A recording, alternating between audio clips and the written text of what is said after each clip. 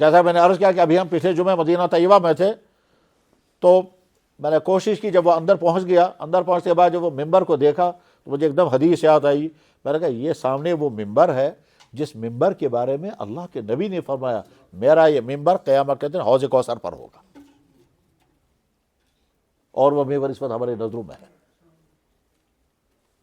اللہ کے نبی کا مبارک ارشاد ہے میرا یہ ممبر قیامت کے دن حوض کوثر پر ہوگا اور میں اس ممبر پر بیٹھوں گا، اور کہیں کسی کو بیٹھنے کی کوئی جگہ نہیں ہوگی. دنیا کے انسان آ رہے ہوں گے، کچھ کو حوض کوثر کا پانی پلایا جا رہا ہوگا، وہ آگے نکل رہے ہوں گے، کچھ کو محروم کیا جا رہا ہوگا، اور اللہ کے نبی علیہ السلام اپنے ممبر پر تشریف فرما ہوں گے. تو کیسا مقدس ہے وہ ممبر جو اس وقت فزیکل موجود ہے اور وہ قیامت کے دن ہوگا. کس طرح وہاں پہنچے گا؟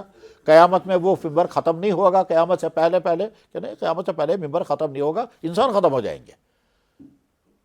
انسان سارے سور پھونکا جائے گا، ایک سور پھونکا جائے گا، اس میں سارے انسان ختم ہو جائیں گے، ایک بھی نہیں بچے گا. اور جو قبروں میں ہیں وہ تو پہلے سے ہی ہیں، جو زمین پر ہوں گے وہ سارے مر جائیں گے. اس کے بعد دوسرا سور پھونکا جائے گا تو جو مر چکے ہوں گے وہ بھی دوبارہ زندہ ہوں گے، جو قبروں سے نکل کے آئیں گے وہ بھی دوبارہ زندہ ہوں گے. اور سب سے پہلے جناب رسول اکرم صلی اللہ علیہ وسلم اپنی قبر مبارک میں سارے مبارکوں پر اٹھائیں گے تو دیکھیں گے کہ حضرت موسیٰ علیہ السلام ان سے پہلے کھڑے ہیں. یہ حدیث میں ہے، وہ کیوں پہلے کھڑے ہیں وہ ایک الگ بحث ہے. غرض یہ کہ موت کا تعلق ٹائمنگ کے ساتھ ہے، ٹائم آئے گا تو انسان کو جانا ہے. اب ہم میں سے کوئی نہیں کہہ سکتا کہ ہم اگلے سال رمضان میں ہوں گے یا نہیں ہوں گے، یا روزے نصیب ہوں گے یا نہیں ہوں گے. جنہوں نے روزے نہیں رکھے وہ سوچیں ہم نے پایا کیا روزہ نہ رکھ کر.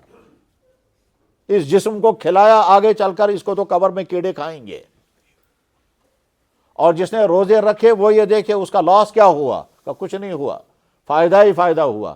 انسان نادان ہے، اللہ کا حکم توڑ کر کے سمجھتا ہے میں نے کچھ کیا نہیں، کھویا. اور کبھی کبھی اللہ جل شانہ کہتا ہے میرے حکم سے تو نے فاقہ برداشت نہیں کیا، اب میں ایسے حالات پیدا کروں گا تجھے فاقے ہی فاقے کرنے پڑیں گے. اور وہ فاقے کرنے پڑیں گے. کبھی تو کھانا ہی نصیب نہیں ہوتا، اور کبھی سب کچھ ہوتا ہے مگر ڈاکٹر کھانا نہیں دیتا. سب کچھ منع کرتا ہے، یہ بھی نہیں کھا سکتے، یہ بھی نہیں کھا سکتے، یہ کھاؤ گے تو یہ پریشانی، یہ کھاؤ گے تو پریشانی. اس وقت انسان سوچتا ہے اللہ کے حکم میں سے تو میں نے یہ کھانے چھوڑے نہیں تھے، اب ڈاکٹر کے حکم سے چھوڑنے پڑ رہے. تو ڈائٹنگ کرنی پڑتی ہے، اور ساری مزیدار چیزیں دیکھ دیکھ کر انسان کے منہ میں پانی آتا رہے گا اور کھا نہیں سکے گا. کیوں؟ اس میں کبھی انسان نے غلطی یہ کی ہوتی ہے کہ اللہ کے حکم پر نے یہ کھانا نہیں چھوڑا. اللہ اکبر.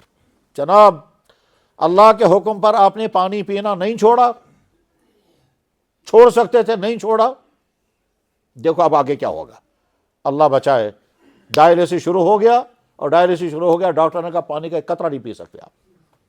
اب دیکھتا رہتا ہے بچما تریش بغیر حق نجات، کیونکہ ڈائلیسس کا مطلب یہ آپ پانی نہیں پی سکتے. اب تڑپتا رہتا ہے پانی کے لیے. یہیں اسی شہر کے ایک صاحب مجھے ملے، کہنے لگے جی میری کوئی سرجری ہوئی تھی، یہاں فوڈ 5 کی سرجری ہوئی تھی.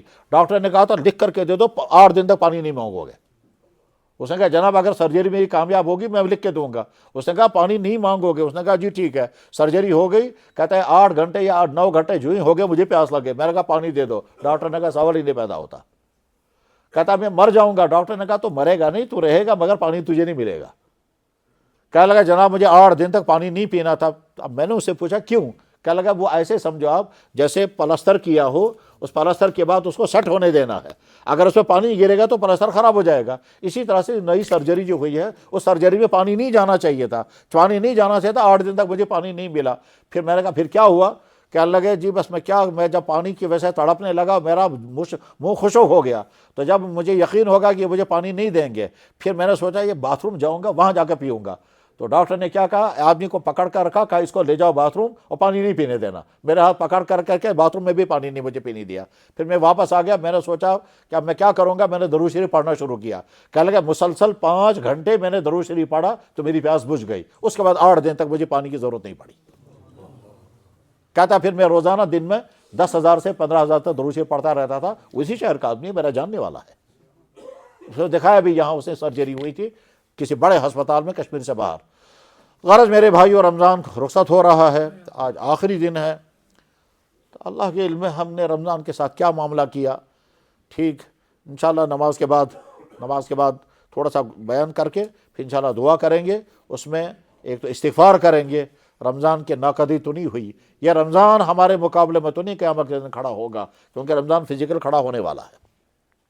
یہ روزے ہمارے مقابلے میں کھڑے ہوں گے، یہ تو نہیں ہوں گے یہ برباد ہو جائے اس نے مجھے برباد کیا، اس نے روزہ رکھا ہی نہیں تو روزہ مقابلے میں کھڑا ہو کے کیوں نہیں رکھا تھا، اور روزہ رکھا مگر خراب کر دیا تو روزہ مقابلے میں کھڑا ہو گیا۔ تو نے روزہ رکھا پھر بھی تو نے روزوں کو خراب کیا کہ آنکھیں غلط استعمال کی، زبان غلط استعمال کی، پیسہ غلط طریقے سے کمایا، پیٹ میں حرام لقمہ ڈالا، بدکلامیاں کی، برے کام کیے، اور روزہ بھی تھا، تو روزے کو رکھ کر کے روزے کو تو نے برباد کیا۔ یا تو یہ امتحان دینا ہوگا یا امتحان دینا ہوگا، اور ایسا بھی ہوگا کہ رمضان ہمارے حق میں کھڑا ہوگا، کیونکہ رمضان کا فزیکل وجود، روزے کا فزیکل وجود قیامت کے دن طے ہے۔ جیسے تلاوت کا وجود طے ہے، صدقے کا وجود طے ہے، اسی طرح سے ان تمام اعمال کا ایک وجود بنے گا، فزیکل وجود بنے گا، اور وہ وجود قیامت کے دن تولا بھی جائے گا، وہ ٹھیک اسی طرح سے کرے گا جس طرح سے انسان کرتا ہے، ترازو میں ان کا وزن بھی کیا جائے گا۔ آج آخری جمعہ ہے اس رمضان مبارک کا، ہم ایک طرف سے جو اعمال ہوئے ان پر شکر پڑھنا ہے، جہاں جہاں کوتاہیاں ہوئیں ان سے اللہ سے معافی مانگنی ہے، اور ساتھ میں یہ دعا کرنی ہے، یا اللہ اگر اگلا رمضان نصیب ہوا تو ہم آج ہی سے طے کر کے رکھتے ہیں کہ انشاءاللہ اگلے رمضان کو ہم اس سے زیادہ بہتر طور پر گزاریں گے۔ اور آخری بات یہ ہے کہ رمضان میں اگر ہمارے اندر کوئی چینج آئی ہے، مثلا ہم نے نمازوں کی پابندی کی، اور ہوتی ہے رمضان میں ہماری مسجدیں بھر جاتی ہیں، رمضان سے پہلے کی حالت کچھ اور ہوتی ہے، اور افسوس رمضان کے بعد کی حالت کچھ اور ہو جاتی ہے۔ رمضان کے دنوں میں اگر سارے محلے والے مسجد میں جمع ہو رہے ہیں، رمضان کے بعد ہی کیوں مسجدیں خالی ہو جاتی ہیں؟ تو اپنے آپ سے پوچھیں، بھائی رمضان میں اگر تم نے اپنے آپ کو نمازی بنایا اور پابندی کے ساتھ تم نے نماز پڑھی، جو نماز رمضان میں فرض ہے وہ نماز رمضان کے بعد بھی اسی طرح سے فرض ہے۔ ایسا نہیں ہے کہ رمضان میں اس کی فرضیت زیادہ تھی اور رمضان کے بعد کم ہے، نہیں۔ اگر ہم رمضان میں نمازی بنے تو ہمارا کمال نہیں، وہ تو رمضان نے ہم کو نمازی بنایا۔ جناب والا، اگر آپ وینٹیلیٹر کے ذریعے سے سانس لے رہے ہیں تو اس کا مطلب یہ نہیں کہ آپ کا ہارٹ کام کر رہا ہے، وہ تو جب وینٹیلیٹر ہٹائیں گے، جب آپ کا ہارٹ کام کرے گا تب کہا جائے گا کہ ہاں اب آپ ٹھیک ہیں۔ اگر ہم نے رمضان کی بیس پر نماز پڑھی تو ہمارا کمال نہیں، وہ تو رمضان میں ہم نے نماز پڑھوائی ہے، رمضان کے ماحول نے ہم کو مسجد میں پہنچایا۔ ہم اپنے ارادے سے نمازی کب بنیں گے؟ جب رمضان کے بعد بھی ہم اپنے آپ کو نمازوں پر کھڑا رکھیں گے۔ رمضان کے اندر اگر ہم نے کنٹرول کیا ان تمام چیزوں سے جو چیزیں حلال تھی، کھانا حلال، پینا حلال، رمضان کے بعد ان چیزوں سے کنٹرول کرنا جو چیزیں حرام ہیں، تو یہی رمضان کا فائدہ ہے۔ اللہ تعالیٰ شاہ یہی فرماتا ہے لعلکم تتقون، تم صحیح مسلمان بنو گے رمضان کے نتیجے میں۔ تو بہرحال توبہ بھی کرنی ہے، استغفار بھی کرنا ہے، شکر بھی پڑھنا ہے، ارادہ بھی کرنا ہے، اور اس کے بعد پھر اگلا رمضان نصیب ہو گیا تو اس کے لیے ذہناً تیار بھی رہنا ہے۔ اور رمضان میں اگر ہمارے اندر کوئی خوبی پیدا ہوئی ہے، اور لازماً پیدا ہوتی ہیں، مثلاً ہمارے علماء جو ہیں رمضان سے پہلے رمضان کے بعد بھی اتنی تلاوت ہی نہیں کرتے جتنے رمضان کے مہینے میں کرتے ہیں، تو ارادہ کریں کہ جیسے ہم نے رمضان کے مہینے میں تلاوت بہت زیادہ کی ہے، رمضان کے بعد بھی اسی طرح کریں گے۔ تسبیحات جتنی پڑھتے ہیں اتنی، اعتکاف کرنے والے اعتکاف کرتے ہیں، وہ ارادہ کریں کہ ہم نے رمضان میں اعتکاف کیا، اس اعتکاف میں جیسے ہم نے زندگی گزاری، کہتے ہیں اگر آدمی رمضان کے بعد کی زندگی ویسے گزارے جیسے رمضان میں اس نے اعتکاف میں زندگی وقت گزارا تھا، اعتکاف میں وقت گزارا تھا، ساری نیکیاں کی، کوئی گناہ نہیں کیا، اگر کوئی آدمی اعتکاف والی زندگی گزارنے والا بنے گا تو دنیا میں ہی اس کے لیے جنت کا سرٹیفکیٹ آ جاتا ہے۔ اور یہ آسان نہیں، بہت مشکل ہے۔